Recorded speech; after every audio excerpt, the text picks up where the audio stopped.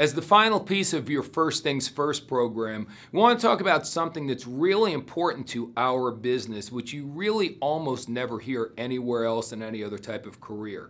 And you're going to hear people asking you if you have found your why. What is your why? What are you really doing the business for? See, on many jobs, we're used to having a 9-to-5 job, and on a job, you're told what you're supposed to do, and you do it. And if you don't do it, you get written up or you get fired. Over here, it's different. We're our own boss. There's no one to fire you. Certainly, you're not going to fire yourself. And the things that you need to do are up to you. You know, I always tell people the hours are flexible, but not optional. You've still got to do the work. And the best thing about network marketing for many, many people above and beyond all the other great things is that you can do anything you want whenever you want. That's the very best thing.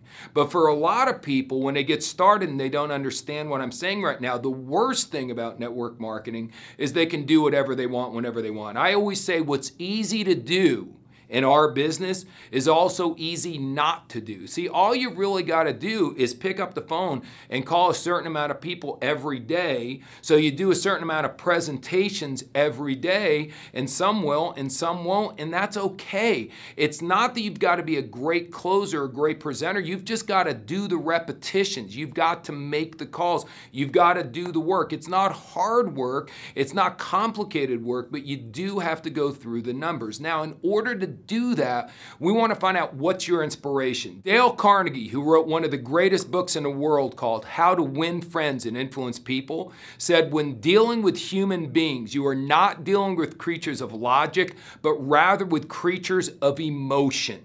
So again, this is an emotional business. We get up and down. We get excited. We get bummed out. A lot of times when people get frustrated in our business, they choose not to pick up the phone anymore. Or sometimes they get lazy and they decide not to pick up the phone and do what they're supposed to do. So we try to find out what's your why. What's really motivating you? You've already got a job that's taking care of your basic needs normally, a roof over your head, food on the table. Now, what's your why? What are you really excited about? Now, sometimes that why, for my friend Lori years ago, she wanted to retire her mother and father. She loved her mom and dad so much and wanted to retire them. That was her strong burning why. So when Lori didn't feel like going to work, you know, a lot of people, my old mentor called this your action motivator as opposed to your why. What is going to drive you to action? What's going to make you take action when you really don't feel like taking action, if you get what I'm saying? Lori, it was because she wanted to retire mom and dad. So when she didn't feel like doing things, she did it anyway. So many people don't feel like going to the gym, so they don't go. They don't feel like doing this or that, so they don't do it. They don't have the discipline. Here's a key to success in anything in life. If you only do what you're supposed to do when you feel like doing it, you're not going to succeed. You've got to have something inside you. And Think and Grow Rich, Napoleon Hill talks about this. What's your white hot burning desire? Now, for some of you, you don't know what it is. Maybe no one's ever asked you what your why is. So understand that if you don't have a why when you're done with this video, if nothing pops into your mind, you're still allowed to make 3 sales on the left and 3 on the right and get a $100 cycle bonus. Some people don't develop their why for a while. For me, in the beginning, my why was so impressive. I just wanted a new car. I just had never had a really nice new car. So a lot of people, you know, my friend Lori wanted to retire mom and dad. Other people want to raise $100,000 for a charity or do something that's so much more noble.